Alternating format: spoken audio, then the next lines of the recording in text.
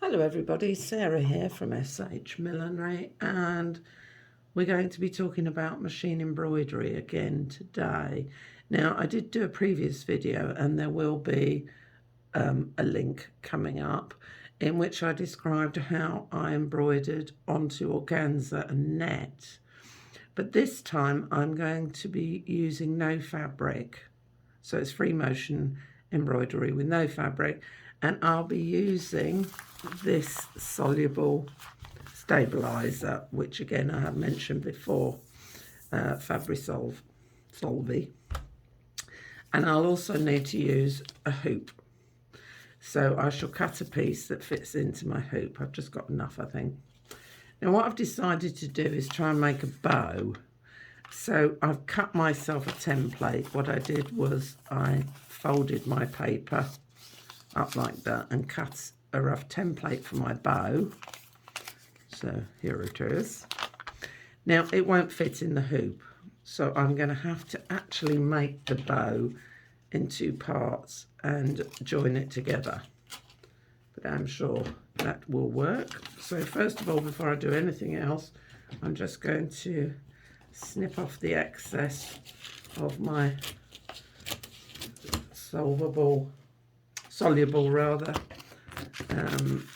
stabilizer.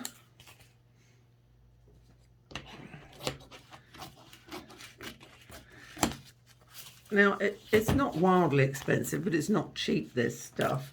And to be honest, because I'm showing you I'm doing it on a big hoop and I'm doing sort of quite big projects, but you would be better off probably doing smaller things. You get more out of your fabric, if you know what I mean, like most things. Let's see if we can fit this on then.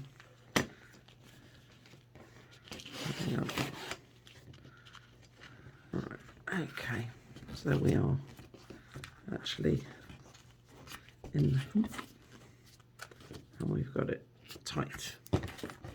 It's not as tight as a drum, is it? No, it's not too bad. So I'll do that up a bit.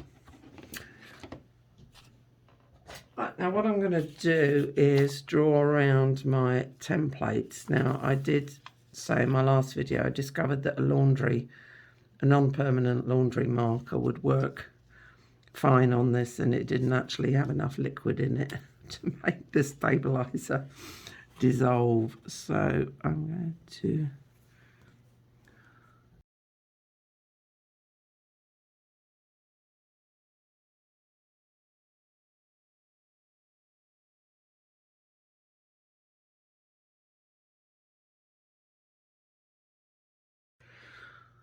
now you get through massive amounts of thread doing this, so I've filled my bobbin up pretty much as full as I can get it. And get that in, hang on a second.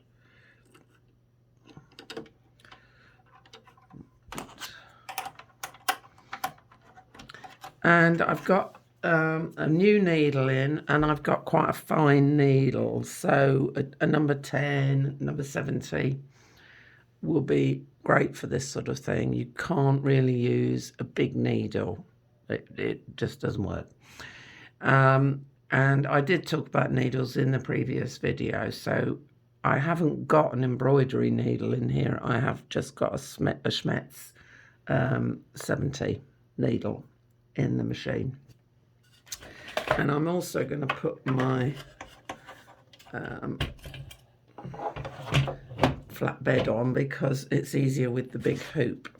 So let's get the big hoop under the needle. Just squeezes in. Now it's quite hard to see my design on here, but I can just about see it. Now what I'm going to do first is, before I start doing any free motion, I'm just going to run a stitch line around so that I can see it better. And I'm just using black thread. So I'm just going to do a straight stitch. I'm not dropping the feed dogs. And I've got quite a small stitch, number 2. So I'm just going to go around each piece and do an outline so I know where I'm going.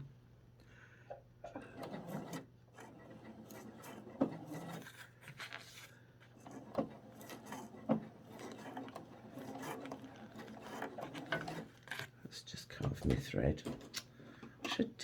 Every time I do this, I think, oh, you should have cut your thread off, Sarah, but you know, such is life.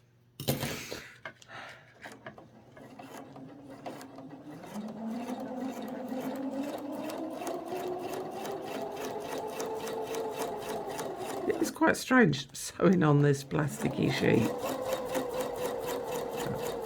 You can get lots of different soluble ones, and some of them are more like fabric.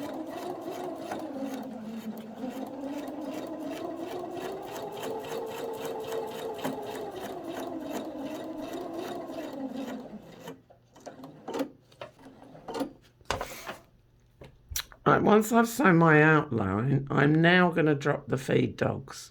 So on your machine, you may have a switch at the bottom or inside that drops the feed dogs. On this machine, it will do it automatically for me. So free motion floating, and it drops the feed dogs down and they won't grip the fabric.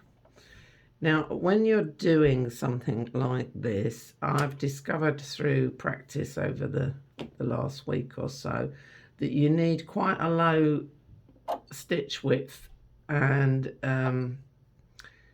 so that you know, a number 2 stitch, something like that, because you're guiding the fabric. The machine isn't going to, it will just stitch in one place if you don't guide the fabric.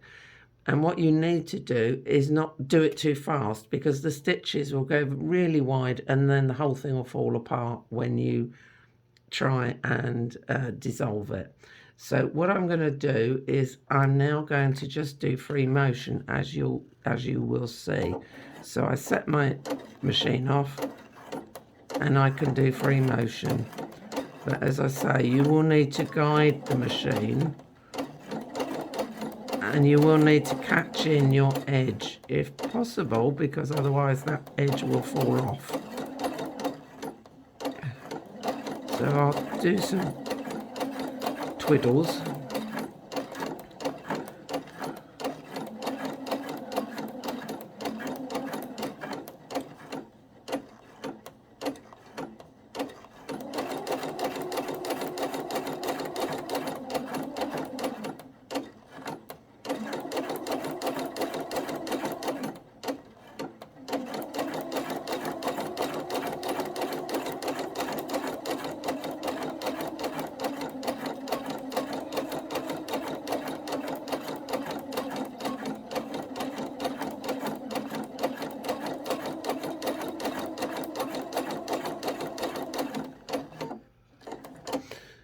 Now you can see I'm doing sort of going round and round and round.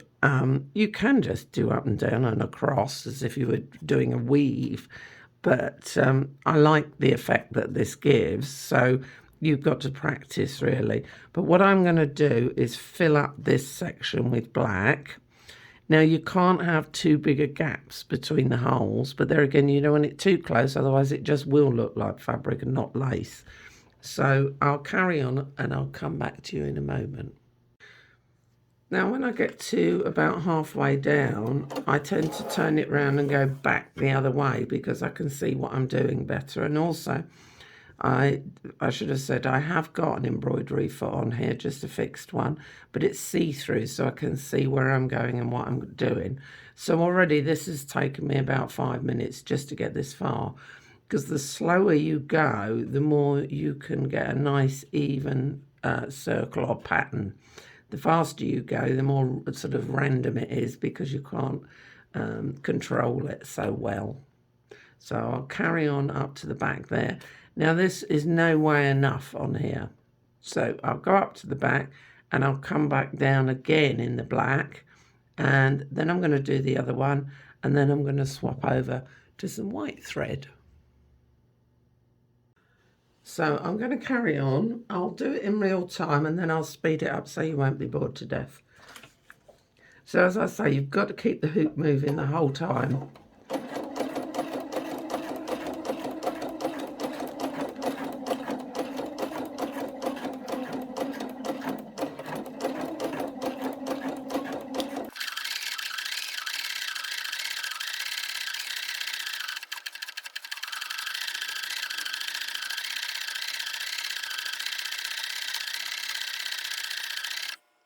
So I've done one pass over of the whole thing.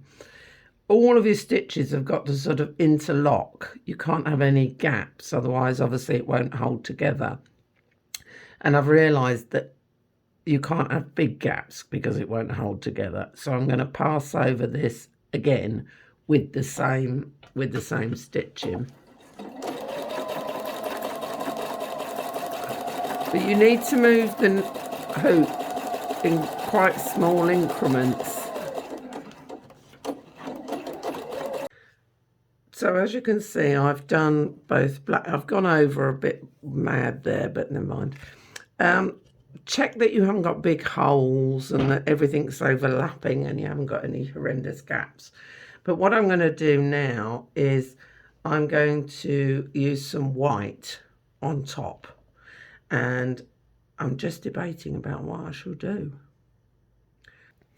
Now I'm doing white over the top, and again I'm doing it free motion, but I don't have to go quite as mad as I did with the black because obviously I've already set my base, so I'll just carry on with that. Right, so there are my two pieces done. Now the fun part starts, because let's keep our fingers crossed that they hold together when I dissolve. Fabulous. So I'll take it out of the hoop. And I'm going to cut roughly around it because I don't want all this excess, and I might be able to use that at a later date.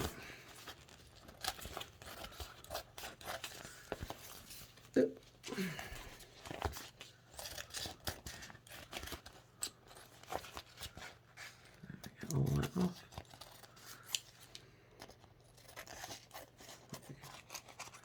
Right, and I'll go and get some water.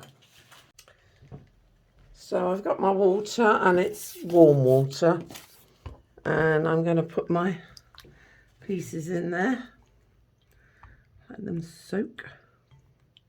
As soon as you put it in, you can see the stabilizer is dissolving. Now I have noticed as well when you do this that your pieces tend to shrink once you take the stabilizer off. Obviously they're sort of stretched on the stabilizer, so they do tend to shrink a bit. So let's put that to one side a second. Let's see how we're going. So there we are.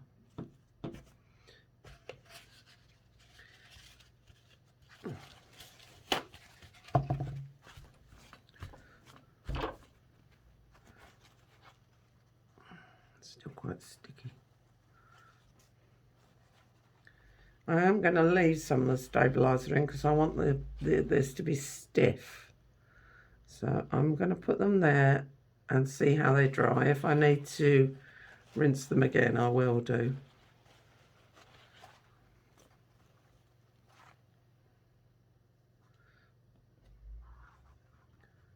There we are.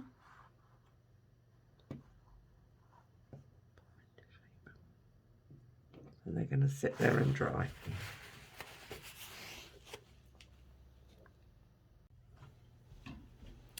Right, so here it is now. Oh, knocking the camera, apologies.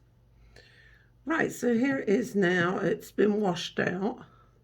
It's not totally dry yet, but I want to stitch it together before it's dry. So I've stuck the two middle bits together there.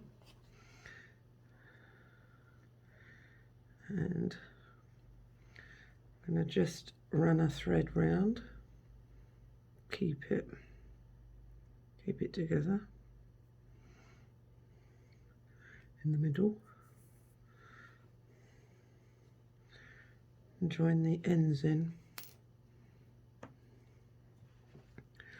so that they also go like that.